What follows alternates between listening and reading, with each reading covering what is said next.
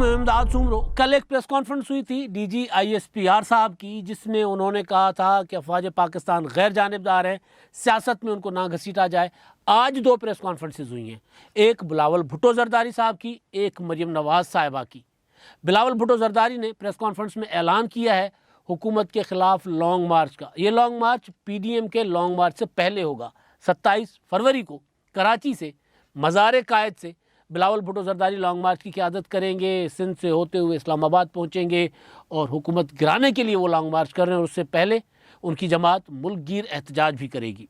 और उसके साथ साथ मंशूर कमेटियाँ बना दी गई हैं। मंशूर कमेटी का बनना, इंतखाबात तो 2023 में होने हैं और उससे पहले मंशूर कमेटी बनती है, कोई एक मंशूर बनते हैं 1 साल पहले। लेकिन पीपल्स पार्टी के जिस इजलास में लॉन्ग मार्च का फ़ैसला किया गया, वो इजलास, उसी इजलास में मंशूर कमेटी भी बना दी गई।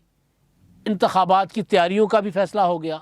एक कमेटी बना दी गई जो बल्दियाती और आम इंतखाबात, सूबाई और कौमी असम्बली के इंतखाबात के जो हैं अपना उम्मीदवार, उनका फ़ैसला करेगी, उनकी तलाश करेगी। जहाँ तगड़े उम्मीदवार होंगे उनको टिकट देगी, जहाँ तगड़े उम्मीदवार की ज़रूरत होगी वहाँ तलाश करेगी। तो ये इजलास हुआ लाहौर में CEC का, पीपल्स पार्टी का। एक दिन CEC हुई और दूसरे दिन कोर कमेटी का इजलास हुआ और बड़े अहम फैसले हुए। और वो जो ऐलान होना जिसकी तवक्को की नहीं थी किसी को कि पीपल्स पार्टी लॉन्ग मार्च करेगी, वो ऐलान हो गया। और दूसरा इजलास हुआ मॉडल टाउन में मुस्लिम लीग नून का। और मुस्लिम लीग नून का जो इजलास था वो सारा का सारा फोकस्ड था फॉरेन फंडिंग केस पर। मुस्लिम लीग नून इमरान खान साहब को बिल्कुल उसी तरह घेरना चाहती है जिस तरह इमरान खान ने पनामा के बाद नवाज शरीफ साहब की हुकूमत को घेरा था, जिस तरह वो इस्लामाबाद पर चढ़ाई करना चाह रहे थे या की, फिर जिस तरह अदालतों के ज़रिए नवाज शरीफ साहब को भेजा गया घर, वही पैटर्न मुस्लिम लीग नून अख्तियार कर रही है। पहले पीपल्स पार्टी के इजलास में क्या हुआ, बिलावल भुट्टो जरदारी साहब ने ऐलान क्या किया और ये ऐलान लाहौर में बैठकर क्यों हुआ। ये इजलास लाहौर में क्यों हो रहे हैं? इस्लामाबाद में भी हो सकते थे, कराची में भी हो सकते थे, लाहौर क्यों? पेशावर में भी हो सकते थे, कोयटा में भी हो सकते थे, लाहौर क्यों? ये सबसे बड़ा सवाल है। तो पहले पीपल्स पार्टी के जो साबिक सदर हैं आसिफ जरदारी साहब, पीपल्स पार्टी के पार्लियामेंटेरियंस के सदर भी हैं, उन्होंने कुछ दिन पहले ऐलान किया था कि जी अब मैं इस्लामाबाद और लाहौर में खेमे लगा कर बैठूँगा, खेमे गाड़ कर बैठूँगा, यानी यहाँ पर क़याम करूँगा और यहीं से दोनों का मुकाबला करूँगा। मुस्लिम लीग नून का मुकाबला, बल्कि तीनों का, मुस्लिम लीग नून का भी, इस्टेब्लिशमेंट का भी और इमरान खान का भी। उन्होंने वो जो बातें की थी, बल्कि उन्होंने ये भी कहा था ना कि जी मुझे तो क्या कह रहे हैं कि फार्मूला दो। तो फार्मूला का तो जवाब खैर प्रेस कॉन्फ्रेंस में आ गया। उससे पहले वो दिफाई जो हैं वो ज़राए, उन्होंने भी सवाल उठाया था कि जी आसिफ जरदारी से कौन फार्मूला मांग रहा है, तो वो उनका नाम बताएं। कल DG ISPR साहब ने कहा कि हम तो न्यूट्रल हैं, बिल्कुल हमारा किसी किस्म का सियासत से कोई ताल्लुक़ नहीं है और हमें इन मामलात में ना घसीटा जाए। बिलावल भुट्टो जरदारी साहब ने कहा कि जी हम बिल्कुल वेलकम करते हैं और उम्मीद करते हैं कि वो गैर जानिबदार रहेंगे। और पीपल्स पार्टी की तो पूरी जदोजहद ही सारी तारीख भरी पड़ी है कि हमने इदारों को अपनी आइनी हुदूद के अंदर रखने के लिए जदोजहद की है और हम चाहते हैं कि इदारे अपनी आइनी हुदूद में रहें। तो मैंने उनसे सवाल किया, बिलावल भुट्टो जरदारी साहब से, कि आपकी तवक्को, आपकी उम्मीद अपनी जगह, आपको नज़र क्या आ रहा है कि इदारे न्यूट्रल हैं कि नहीं? तो उस पर उन्होंने कहा कि जी ये देखें, इमरान खान साहब को लाए तो यही थे ना, सिलेक्शन थी, मैं उनको सिलेक्शन कहता हूँ, तो वो लाए तो ये थे। अब वो कह रहे हैं कि अगर हम न्यूट्रल हैं तो हमें उनकी बात सुनकर ये उम्मीद करनी चाहिए कि वो वाकई न्यूट्रल होंगे। तो बिलावल भुट्टो जरदारी साहब ने वाज़ेह अल्फाज में कहा कि हम तवक्को करते हैं, उम्मीद करते हैं कि वो मुलविस नहीं होंगे सियासत में। तो आसिफ जरदारी साहब से पूछा गया था जिन्होंने, तो उनको जवाब मिल गया बिलावल भुट्टो जरदारी साहब की तरफ से भी। और जो कल प्रेस कॉन्फ्रेंस हुई उसमें भी एक होता है ना कि जी आप अगर कहते हैं हम सियासत में नहीं इन्वॉल्व होते तो हम आपकी बात को सुनकर ये उम्मीद कर सकते हैं कि आप सियासत में इन्वॉल्व नहीं होंगे। लेकिन मसला ये है कि क्योंकि पाकिस्तान में सियासत तो ज़ाहिर होनी है, इमरान खान साहब की हुकूमत जितनी बदनाम और जितनी गैर मकबूल हो चुकी हुई है, तो इसकी जगह लेना पॉलिटिकली इस हुकूमत की, उसके लिए ज़ाहिर है अब अगली दौड़ है पीपल्स पार्टी की भी, मुस्लिम लीग नून की भी। मुस्लिम लीग नून बहुत मजबूत है, वो समझते हैं कि जी हमें सिर्फ फ्री एंड फेयर इंतखाबात चाहिए, हम उनकी जगह ले लेंगे। पीपल्स पार्टी ये समझती है कि हम पंजाब से बाहर भी हैं, हम सिंध में हैं, हम अपना खैबर पख्तूनख्वा में भी हैं, हम बलूचिस्तान में भी अपनी थोड़ी सी स्ट्रेंथ बना रहे हैं, तो पंजाब में कमज़ोर हैं, पंजाब से बाहर भी नहीं, वो ज़रा जुमला गलत हो, पंजाब के अलावा हर जगह है, तो पंजाब में अपनी जगह बनानी चाहिए। तो उसके लिए फिर आसिफ जरदारी साहब ने फैसला किया था कि जी लाहौर में बैठकर हम सियासत करेंगे। तो उसका आगाज़ हो गया, CEC की मीटिंग हुई, कोर कमेटी की मीटिंग हुई, और उसमें जो लाहौर में बैठकर जो ऐलान हुआ, उसके पीछे जो लॉजिक जो मैंने गुजारिश की कि ऐलान लाहौर से क्यों हुआ, तो उसके पीछे वजह यह है कि पीपल्स पार्टी अब लाहौर को सियासत का मरकज़ बनाना चाहती है। ये हमारा एक फिनोमेना है हमारे इसमें ख़ित्ते का। जब ये पाकिस्तान बनने से पहले या उससे भी पहले जब हमलावर आते थे सेंट्रल एशिया से, अफ़गानिस्तान से, तो वो यहाँ से गुज़रते हुए, लाहौर से गुज़रते हुए दिल्ली जाते थे। तब दिल्ली दारुल हुकूमत था इंडिया का, तो दिल्ली फतेह करते थे और समझते थे पूरा इंडिया, मतलब ज़ाहिर फिर पूरा इंडिया फतेह हो जाता था। अब ये है कि अब क्योंकि जमहूरी दौर है और सियासी तरीके से इस्लामाबाद को फतेह करना है, तो अब इस्लामाबाद जाने का रास्ता भी लाहौर से होकर गुजरता है। उधर से अगर कोई आता था, शुमालन जुनूबन जाता था, तो भी लाहौर बीच में पड़ता था। अब जुनूब से शुमाल जिसने जाना है, यानी इस्लामाबाद को जाना है, तो भी लाहौर बीच में पड़ता है।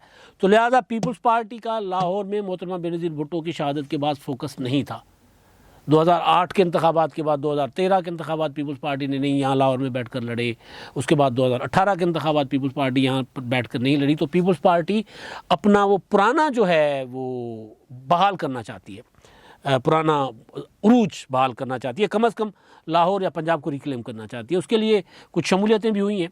लेकिन मैं वापस आता हूँ लॉन्ग मार्च के ऐलान पर। लॉन्ग मार्च 27 फरवरी से होगा कराची से। उसके बाद 23 मार्च को PDM के लॉन्ग मार्च का ऐलान हुआ है। तो पीपल्स पार्टी अगर ये सवाल भी हुआ कि ये आप अगर PDM के साथ कोऑर्डिनेट करके भी लॉन्ग मार्च कर सकते थे, तो ज़ाहिर है PDM के साथ अपने आप को मिक्स या मर्ज तो नहीं करना था पीपल्स पार्टी ने। पीपल्स पार्टी असल में मुस्लिम लीग नून के सामने आएगी, मुस्लिम लीग नून पीपल्स पार्टी के सामने आएगी, ये जमातें होंगी मद्दे मुकाबिल। तो वो वक्त आ गया है कि जी आप एक दूसरे के आमने सामने हो। तो PDM का लॉन्ग मार्च बेसिकली मौलाना फजल रहमान साहब और मुस्लिम लीग नून का शो होगा, या मुस्लिम लीग नून और मौलाना फजल रहमान का शो होगा। तो उसमें पीपल्स पार्टी तो रहती है तीसरे नंबर पे। तो पीपल्स पार्टी यानी स्ट्रेंथ वाइज, और वो क्योंकि लीडरशिप वहाँ पर मौलाना फजल रहमान साहब के पास है, फैसले नवाज शरीफ साहब के चलते हैं, तो पीपल्स पार्टी अपनी अलग से शनाख्त जो है वो पंजाब में बहाल करने के लिए लाहौर को फोकस कर रही है और लाहौर से चलकर इस्लामाबाद जाना चाह रही है। इसी वजह से पीपल्स पार्टी ने अलग से ये सारा कुछ अपना एक्टिविटीज़ भी कर रही है, और होना भी यही था। और दूसरा ये कि जो भी इजलास हुआ है CEC का पीपल्स पार्टी का, उसमें बड़ी दिलचस्प सूरत हाल थी। इजलास हुआ कल, और आज कोर कमेटी का इजलास हुआ, कल तवील इजलास हुआ, सारा दिन इजलास चलता रहा। उस इजलास में बिलावल भुट्टो जरदारी साहब सवाल कर रहे थे। उन्होंने एक सवाल उठाया कि जी इमरान खान साहब को घर भेजना है, कब और कैसे भेजें। तो उस पर कुछ लोग जो थे पार्टी के अंदर, वो CEC के अंदर, वो मेरी इतलात है कि वो घुमा फिरा रहे थे कि जी आइन हमें इजाज़त नहीं देता, कानून हमें इजाज़त नहीं देता, जमहूरी उसूल हमें इजाज़त नहीं देते।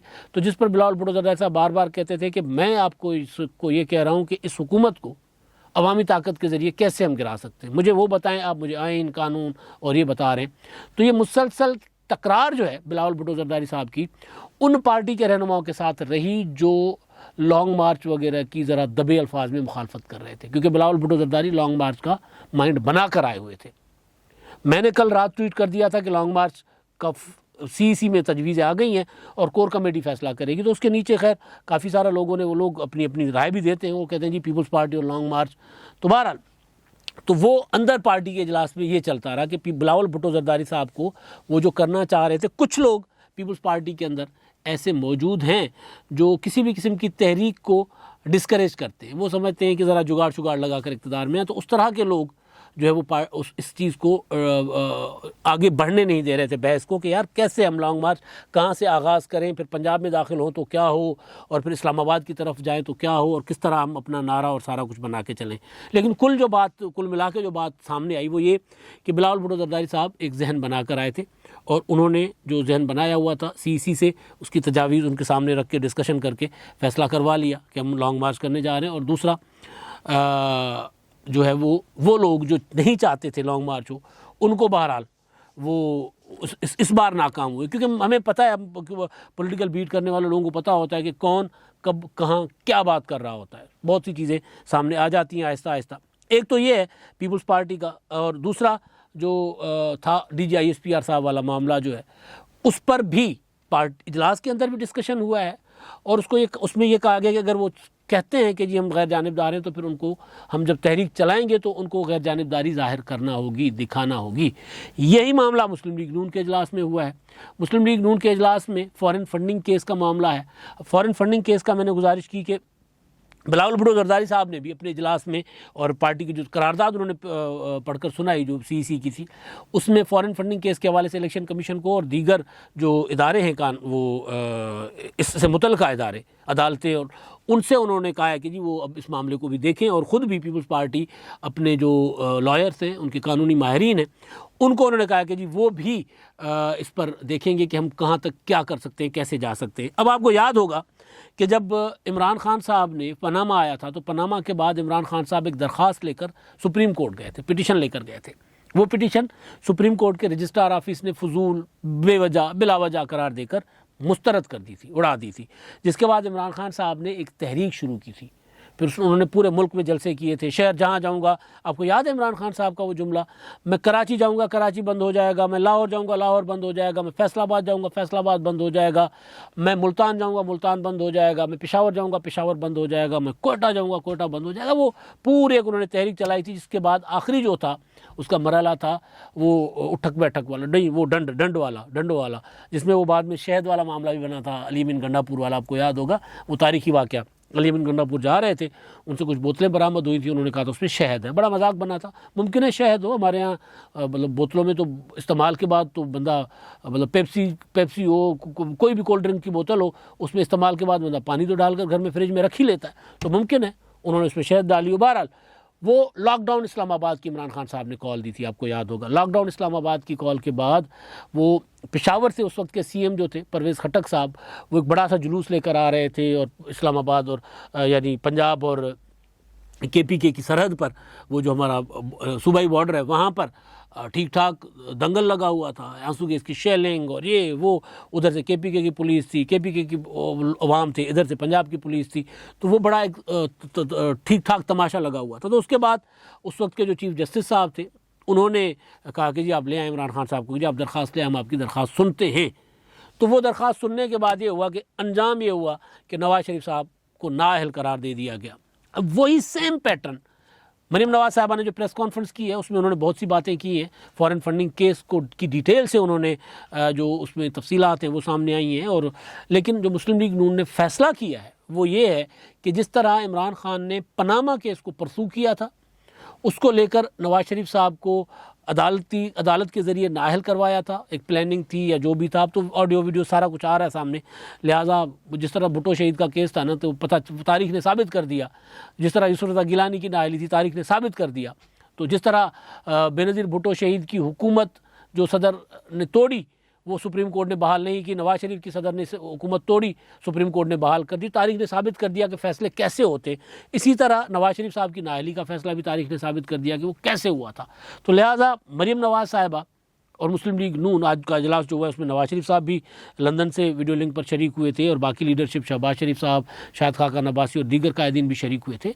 तो लिहाजा मुस्लिम लीग नून जो है उसी रास्ते पर चलकर इमरान खान साहब का शिकार करना चाहती है, जिस रास्ते पर चलकर इमरान खान ने नवाज शरीफ को ना सिर्फ इक़्तिदार से बाहर निकाला था, बल्कि नवाज शरीफ को सियासत से बाहर निकालने के लिए ताहयात नाअहल करवा दिया गया था उनको। ज़ाहिर है पीछे से मैंने जैसे गुजारिश की कि बिलावल भुट्टो जरदारी ने कहा कि हमें पता है कि जी यही इदारे इमरान खान साहब को लेकर आए थे, सिलेक्शन की थी इमरान खान साहब की। तो इसी तरह वो हुआ था, उसमें सारे इदारे भी मुलविस थे, बहुत कुछ अब हक़ाइक़ सामने आ रहे हैं। तो मुस्लिम लीग नून उनके इदारों की तरफ जा रही है कि नहीं जा रही, एक अलग बात है, लेकिन उन इदारों पर दबाव डाल रही है कि जी इमरान खान साहब का जो फॉरेन फंडिंग केस है उसको हम अब ऐसे जाने नहीं देंगे। वो इदारे नहीं सुनेंगे तो फिर हम सड़कों पर होंगे, हम मैदानों में होंगे। यही बात बिलावल भुट्टो जरदारी साहब ने भी की है, लेकिन उनकी तहरीक क्योंकि फ़ॉरेन फंडिंग केस से पहले ही वो ऐलान कर चुके थे, PDM भी पहले लॉन्ग मार्च का ऐलान कर चुकी हुई थी। लेकिन अब ये आने के बाद फॉरेन फंडिंग का जो स्क्रूटनी कमेटी का फ़ैसला आने के बाद इमरान खान साहब बहुत ज़्यादा कमज़ोर होते नज़र आ रहे हैं पोजीशन को, इसलिए अब पीपल्स पार्टी भी लॉन्ग मार्च की तरफ जा रही है। मुस्लिम लीग नून भी वो जो 23 मार्च का लॉन्ग मार्च होगा उससे पहले आपको मैदान में नज़र आएगी, क्योंकि अब असल मुकाबला जो है वो पीपल्स पार्टी और मुस्लिम लीग नून का होगा। अब दोनों अपनी अपनी अवामी जो मकबूलियत बढ़ाने के लिए दोनों मैदान में होंगे और मुकाबला होगा इमरान खान को पहले कौन गिराता है, हम गिराते हैं या पीडीएम यानी पीपल्स पार्टी गिराती है या पीडीएम गिराती है, ये दोनों के दरमियान मुकाबला होगा। और इस मुकाबले में वो जो लोग ढूंढ रहे थे कि अपोजिशन, रियल अपोजिशन कहाँ है, वो अब रियल अपोजिशन लोगों को नज़र आएगी। वो उस तरह की अपोजिशन नज़र आएगी जिस तरह की इमरान खान किया करता था नवाज शरीफ की। अब इमरान खान के ख़िलाफ़ उनको गिराने के लिए और अगले इंतखाबात में अवाम के लिए अपने आप को काबिल कबूल बनाने के लिए ये दोनों बड़ी जमातें अब आपको मैदान में नज़र आएंगी। अब लोग ये नहीं कह सकेंगे कि अपोजिशन कहाँ है। अब तक के लिए इतना ही। अल्लाह।